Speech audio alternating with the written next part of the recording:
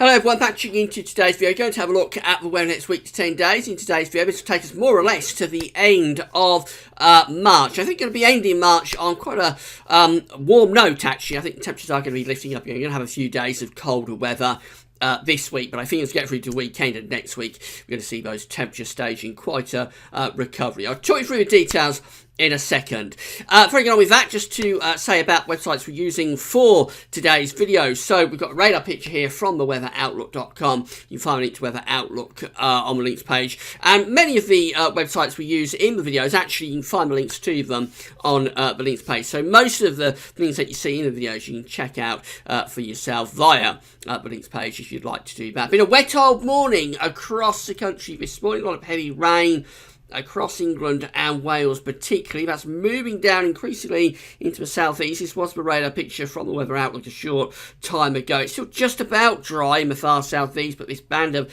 very wet weather is pushing southeastwards. And then we've got these heavy showers up to the north and west. So these are going to turn increasingly wintry overnight tonight as cold air digs in to Scotland and Northern Ireland.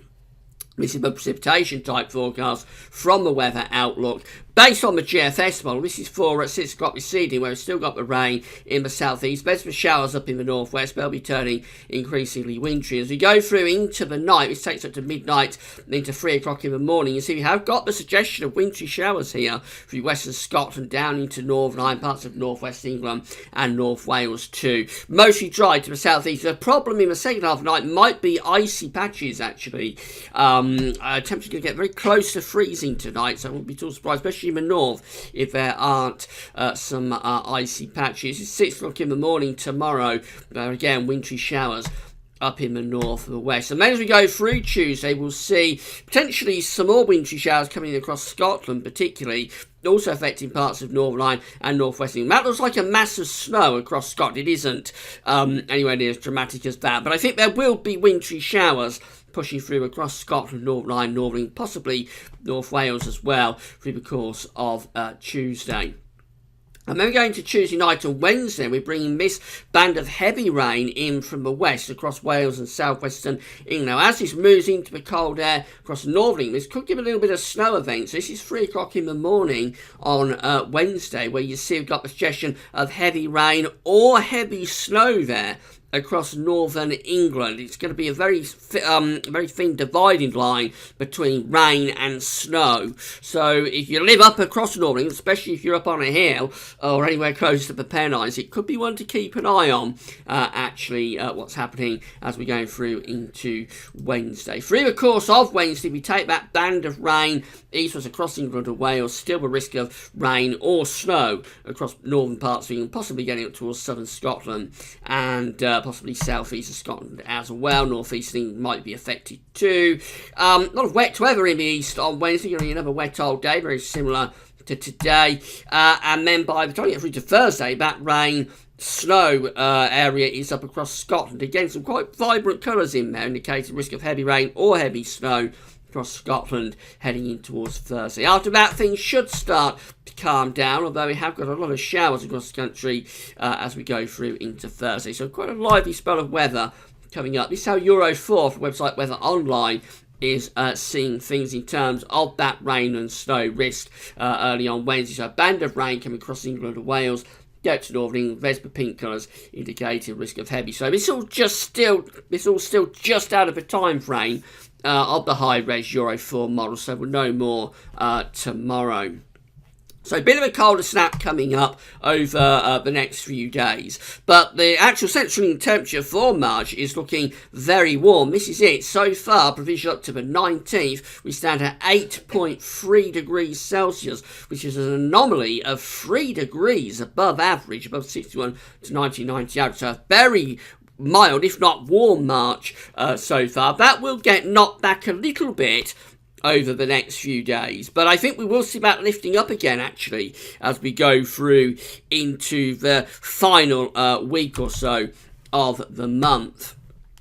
These are the 500 millibar height anomaly flow charts for the next week to 10 days. It can take us to around the 30th of March. We've got the ECMWF here on the top, and the GFS, which we'll have a look at in a moment, is on the bottom. 500 millibars, 80,000 feet is an area in the atmosphere. High pressure, low pressure being moved around by a jet stream running above. Red extrapolates to high pressure and blue to low pressure. So the ECMWF is placing a very big ridge there across not just the UK but many western parts of Europe in the next week to 10 days. But jet stream and the flow is going something like that. So this high pressure is going to be maintaining a lot of dry and settled weather, or producing a lot of dry and settled weather as we go through the weekend and into next week. And temperatures will start to lift up as well. The sun is getting a lot of strength. It's vernal equinox today, which means that the sun is on the equator. From tomorrow onwards, the sun will be back in the northern hemisphere, but today we've got days and nights of equal length. From tomorrow, as past the vernal equinox, we'll find that the days become longer than the nights. So the sun, as it returns to our hemisphere, gets a lot more strength to it. The sun is strengthening very rapidly, and I think we will start to see the temperatures lifting up through the weekend and into next week under that ridge. The GFS is very similar, slightly different placement for the ridge, but essentially it is over the UK and western northern parts of Europe, with the flow and the jet stream going rather like that. So again, we maintain that area above average height, which is high pressure, very close to the country as we go into next week. These are the GFS temperature precipitation ensembles for the next couple of weeks. The red line here is the 30-year upper air temperature average. So we're going to have a bit of a cold snap over the next 2 or 3 days, but from the weekend into next week, those temperatures are lifting up quite significantly. We have got a fair amount of rain coming up this week, particularly focused on Wednesday, and then very showery on Thursday. After that, we find that things are drying out quite a lot there under that ridge of high pressure. So turning drier and warmer, I think, is the message for the latter stages of March. Temperature anomalies, however, are coming out a bit colder than average for the next week. This is the 20th through 28th of March. A little bit colder than average, not just for the UK, but for many western parts of Europe. Expect to see those warming up over the next few days. Precipitation anomalies, wetter than average, average to slightly wetter than average for England and Wales. Drier than average for Scotland and Northern Ireland. Expect these to be trending drier over the next few days as the temperature trends warmer. This is the GFS of Friday. Men, high pressure is ridging through the country. Bit of a chilly easterly wind from the south. That will produce quite a lot of cloud and a colder feel there. And under this ridge, as we go through into Saturday, high pressure is dominating at 1,035 millibars. Under that ridge, expect the chance of cold nights. We will have the risk of frost into the weekend, except in the south, where this easterly wind should hold the temperatures up by night, but by day, probably pegging the temperatures back a little bit, whereas further north, will be colder at night and warmer in the day.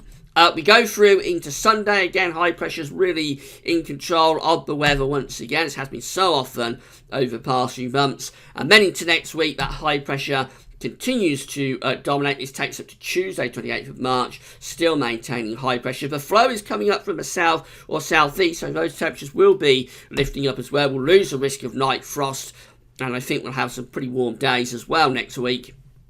By the time we go through to day 10, just a suggestion that we might be starting to re-establish a westerly, turning things a little bit more unsettled. That's a long way off, and I'm not sure about that at all. These are the temperatures the next few days. So today it's fairly mild in the south at 10 to 13 degrees, but it is colder up in the north. And tomorrow will be a colder day for all of us. The temperatures just 2 or 3 degrees across northern Scotland, more generally around 6 to 8, but it's certainly going to feel quite cold in those winds. Feeling cold again on Wednesday. The temperatures a little bit less cold in the south on Thursday, but still quite cold up in the north. Friday starts to see a recovery in the temperatures, although under the high pressure, of course, there will be a risk of night frost. But by day, the temperatures will respond to sunshine a little bit and start to lift up. And this trend continues into the weekend. This is Saturday, this is Sunday, where we see the temperatures beginning to head back up towards the low to mid-teens Celsius. So turning quite mild by day, but still maybe quite cold, actually, over the weekend at night. Into next week, the temperatures lift up further, so by Monday, suggestion is 16 or 15 or 16 degrees across parts of central southern England. You might be able to lift that a bit more to 17 or 18 degrees, and probably losing the night frost risk early next week as well. And this continues into the middle part of next week, also still looking very mild with those temperatures. This is the East MDF finally, and for Friday again, high pressure is bridging through the country. A bit of a chilly easterly wind from the south into the weekend. That high pressure is firmly in control of weather dominating conditions, so expect plenty of sunshine by day and quite mild temperatures by night. Could be a little bit cold with some frost. Into the early part of next week, still keep that high pressure anchored over top of the country, so loads of dry weather as we're running up to the end of the month. This takes us to day 10, which is Thursday, 30th of March, where high pressure is still dominating. The flow is from the south or southeast, so those temperatures by that point likely to be into the mid to upper teens Celsius, I would have thought, with lots of risk of night frost.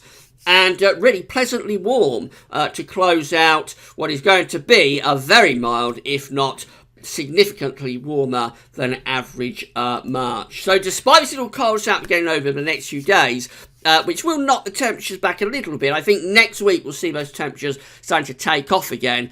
And I suspect we might finish up actually with a central England temperature around or above 8 degrees this month, and that's going to be around 3 degrees above average, so very significantly warmer than average March, following on from a very mild February and a very mild winter. So it's mild all the way except for the next few days where it's going to be a bit colder. We've got some rain coming up for the next few days as well with these colder conditions, but from the weekend into next week it's turning very dry once again under high pressure, and dry and warm to end the month. That's all for now. Thanks for watching.